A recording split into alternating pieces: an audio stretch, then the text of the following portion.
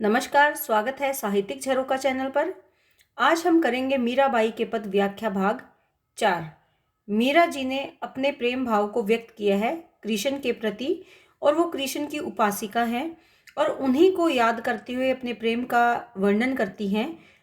तो आइए जानते हैं कि उनके भाव कृष्ण के प्रति किस प्रकार के हैं। हेरी माँ दर्द दीवानी, म्हारा दर्द न जान्या कोई।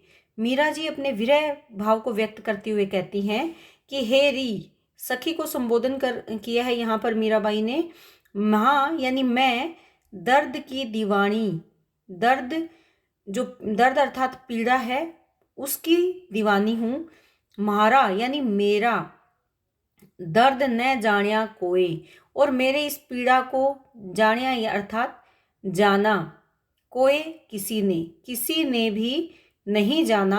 मेरे मन में जो विरह का भाव है या विरह के कारण जो पीड़ा है, जो दर्द है, उसको किसी ने भी नहीं जाना, नहीं समझा। घायल की गत घायल जान्या, मीरा जी कहती हैं कि घायल व्यक्ति की क्या गति होती है, क्या दशा होती है, वो दूसरा घायल व्यक्ति ही समझ सकता है, जान्या जान सकता है।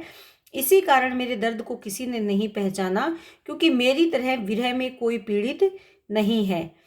हिवड़ो अगण सजोए, हिवड़ो यानी हृदय में, हृदय में अगण अर्थात अग्नि, सजोए संजोए अर्थात एकत्रित कर रखी है, संजो रखी है। तो वो कहती है कि मैंने अपने हृदय में प्रेम विरह की जो अग्नि है उसको संजोया हुआ है और वो नित्य प्रतिदिन मेरे हृदय में जलती रहती है।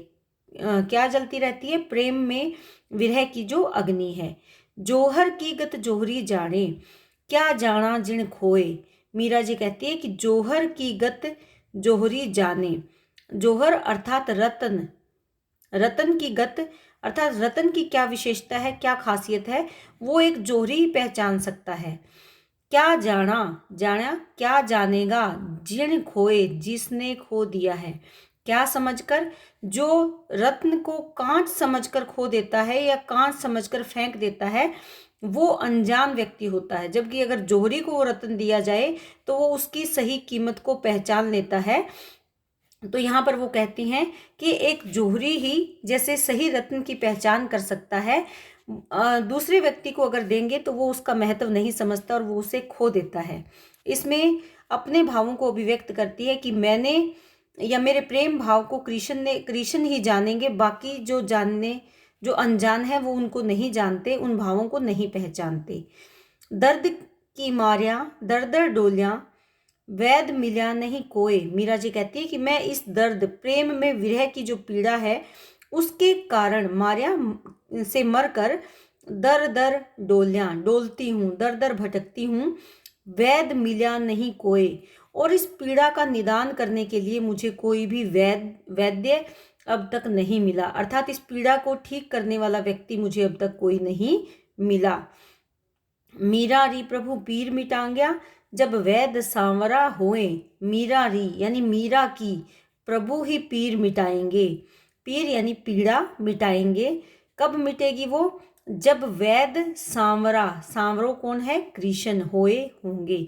कि मेरे मन में जो ये पीड़ा की अग्नि जली है, इसे मिटाने के लिए कृष्ण को ही वैद्य बनना होगा, वही इस पीड़ा को शांत कर सकते हैं। जब कृष्ण स्वयं वैद्य बनकर मेरे पास आएंगे तो उसी से ये पीड़ा शांत हो सकती है। मीरा जी कहती हैं, को विरहणी को दुख जाने हो। को यानी कौन, विरहणी का दुख जानता है, अर्थात कोई भी ऐसा व्यक्ति नहीं है जो मुझ विरहणी का दुख जानता हो या समझता हो। जागट विरहा सोई लखी है, कै कोई हरिजन माने हो।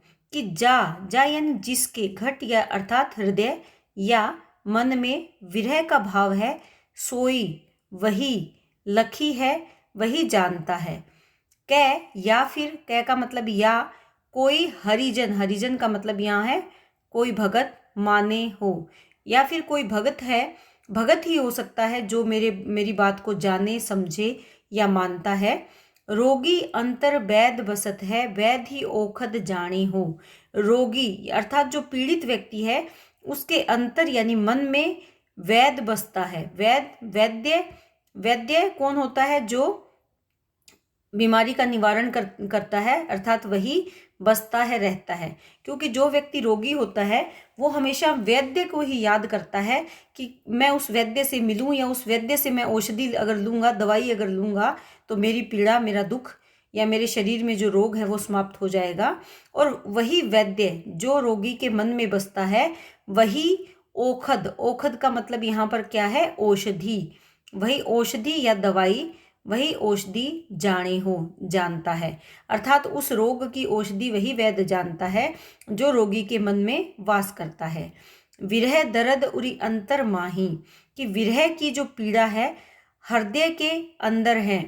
हरि बिनी सब सुख काने हो, हरि के बिनी, बिनी यानी बिना, सब सुख काने अर्थात अधूरे हैं। तो यहाँ पर क्या कहती हैं कि हरि के बिना सभी जो मेरे सुख हैं वो अधूरे हैं। और विरह क्योंकि मेरे हृदय के उर अर्थात हृदय के अंदर माही, अंतरी माही अर्थात अंदर बसता है। क्या बसता है, दुख। तो यहाँ पर वो कहती है कि और हरि के बिना मेरे जीवन में जो भी सुख है वो सब अधूरे हैं। दुग्धा कारण फिरे दुखारी, सूरत बसी सुत माने हो। बिल्कुल उसी प्रकार जैसे दुग्धा, दुग्धा होती है दूध, दूध पिलाने वाली, और वो उस दूध के कारण फिरती है दुखारी, दुख के, उसको दुख अनुभव होता है जब एक दूध पिलाने वाली माता से उसका पुत्र अलग हो जाता है तो उसकी सूरत बसी रहती है। किसकी, सुत की, सुत अर्थात पुत्र की सूरत उसके मन में बसी रहती है और वो दुख के मारे दुखारी, दुखियारी बनकर घूमती रहती है। किसके कारण, उसी दूध के कारण, क्योंकि वो दूध किसको पिलाना है, पुत्र को। लेकिन वो पुत्र जब उससे दूर हो जाता है तो उसी के कारण दुखी होकर, परेशान होकर अपना जीवन व्यतीत करती है, अपने मन में उसी की स्मृति बसाकर। तो यहाँ पर मीराबाई ने अपने मन के भावों को अभिव्यक्त किया है वैद्य का उदाहरण देकर और एक दुग्धा स्त्री का उदाहरण देकर जो अपने पुत्र को दूध पिलाने के लिए दुखी होती है। मीरा जी कहती हैं, चातरक स्वाति बूंद मन माही, पीव पीव उकलाने हो। चातरक अर्थात चातक जो पक्षी होता है, चातक पक्षी, चातक पक्षी के बारे में ये प्रसिद्ध है कि वो स्वाति नक्षत्र में जो बारिश की बूंद आती है उसी को पीकर अपनी प्यास बुझाता है। अगर वो बूंद वो नहीं प्राप्त कर पाता तो वो प्यासा मरना उसे मंजूर है, लेकिन वो और कोई जल ग्रहण नहीं करता। अर्थात चातक पक्षी के मन में, मन माही यानी मन में जैसे स्वाति नक्षत्र की बूंद बसी रहती है, वैसे ही मीरा के मन में कृष्ण बसे हैं, पीव पीव उकलाने हो। और वो इसी प्रकार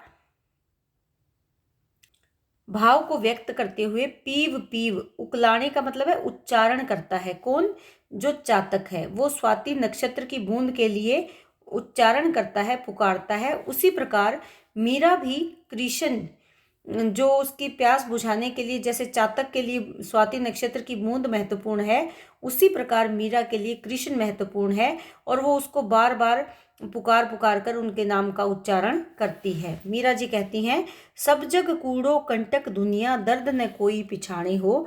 कि सब जग यानी सारा संसार कूड़ा करकट है, कंटक अर्थात कांटों का, कांटों जैसा है या कांटों के समान है। क्या, दुनिया, कि सारा ये जग, सारा जग कैसा है, कूड़े करकट के समान है, और ये दुनिया कंटक, कांटों के समान है, अर्थात दुख देने वाली है, कष्ट देने वाली है। दर्द न कोई पिछाने हो, इसी कारण कोई भी मेरे दर्द को, मेरी पीड़ा को न नहीं पिछाने, पहचान पाता। मीरा के पति रमैया, दूजो नहीं कोई छाणे हो। कि मीरा के पति कौन है, रमैया, रमैया अर्थात कृष्ण। दूजो दूसरा, कोई नहीं, जो छाणे हो, जो इस दर्द को पहचान पाए या इस पीड़ा को कोई दूसरा पहचानने वाला नहीं है। केवल मीरा के स्वामी श्री कृष्ण ही है जो सभी के मन में रमे हुए हैं। रमैया यानी मन में वास करने वाले हैं, रमने वाले हैं, वही इस दर्द को पहचानते हैं। इसके अतिरिक्त इस संसार में कोई भी दूसरा व्यक्ति नहीं है जो इस पीड़ा को पहचान पाए। तो यहाँ मीराबाई अपने मन के भावों को अभिव्यक्त करती है, अपनी पीड़ा को अभिव्यक्त करती है और स्वयं की तुलना चातक पक्षी से वो कर रही हैं। मीरा जी अपने विरह भाव को व्यक्त करते हुए कहती है, पतिया मैं कैसे लिखूं लिख्योरी न जाए, कि पतिया यानी पत्र या चिट्ठी मैं कैसे लिखूं लिख्योरी लिखी न जाए, कि मैं लिख नहीं पाती हूँ। क्या कृष्ण को जो विरह के भावों को व्यक्त करने के लिए वो पत्र लिखना चाहती है लेकिन लिख नहीं पाती हैं। कलम धरत का मतलब है पकड़ते ही, कलम पकड़ते ही। मोरो कर कंपत है, कर अर्थात हाथ, कंपत है कांपने लगता है। नैन रहे झड़ जाए, और नैन कैसे हैं, झड़, नैनों में झड़ लग जाती है अर्थात आंसू बरसने लगते हैं, आंसू बरसने लगते हैं। बात कहूँ तो कहत न आवे, मीरा जी कहती है कि मैं अपने हृदय की बात कहूँ तो कह नहीं पाती, कहत न आवे अर्थात कह नहीं पाती।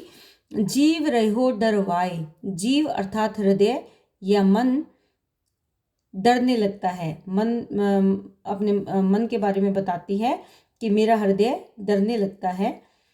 विपत हमारी देख तुम चाले, यहाँ पर तुम कौन है, संदेश वाहक है। ये जो मीरा जी का पद है ये संदेश वाहक को संदेश देने के लिए उन्होंने लिखा है। संदेश वाहक, ये जो संदेश वाहक है उसे वो कहती हैं कि विपत हमारी, विपत यानी जो विपत्तियां हैं, जो संकट हैं वो हमारे तुमने देख लिए हैं, और तुम चाले देखकर तुम जा रहे हो। कहिया हरि जी सू जाए, और कहना किससे, हरि जी अर्थात कृष्ण, सू अर्थात से, जाए जाकर। हमारी विपत्ति को तो तुमने देख ही लिया है तो यही तुम कहना कृष्ण जी से जाकर।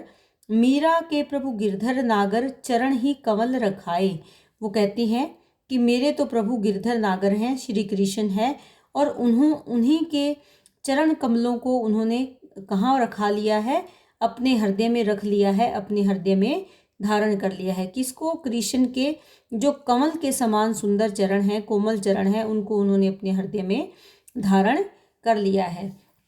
तो यहाँ पर मीरा जी संदेश वाहक को अपना संदेश देती है कि मैं पत्र तो लिखना चाहती हूँ लेकिन लिख नहीं पाती। जैसे ही मैं कलम अपने हाथ में पकड़ती हूँ मेरा जो हाथ है वो कांपने लगता है, मेरी आंखों से आंसू बहने लगते हैं। मैं बात कहने का भी प्रयास करती हूँ अर्थात अपने भावों को अभिव्यक्त करने की भी मैं कोशिश करती हूँ, लेकिन मेरा जो मन है वो डर जाता है। किससे कहती है यहाँ पर, संदेश वाहक से कहती हैं कि तुम मेरी सारी पीड़ा को तुमने अच्छे से देख लिया है और अब तुम यहाँ से जा रहे हो, तो जाकर तुम्हें ये किससे कहना है, हरि जीसु यानी कृष्ण से जाकर मेरी सारी पीड़ा का वर्णन तुम्हें करना है। और उनसे क्या कहना है कि उनके अर्थात मीरा के प्रभु तो गिरधर नागर हैं और उन्हीं के चरण जो कोमल कमल के समान हैं उनको मीरा ने अपने हृदय में धारण कर लिया है। तो यहाँ पर विरह संदेश परंपरा का पालन मीरा ने किया है, अपनी विरहानुभूति को प्रकट किया है संदेश वाहक के माध्यम से। तो ये थे आज के हमारे मीरा के पद जिनकी व्याख्या हमने की।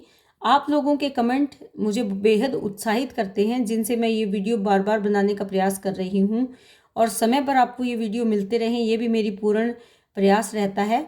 आपके सहयोग का बहुत बहुत धन्यवाद, और ऐसे ही मेरे चैनल को लाइक, शेयर और सब्सक्राइब करते रहिए।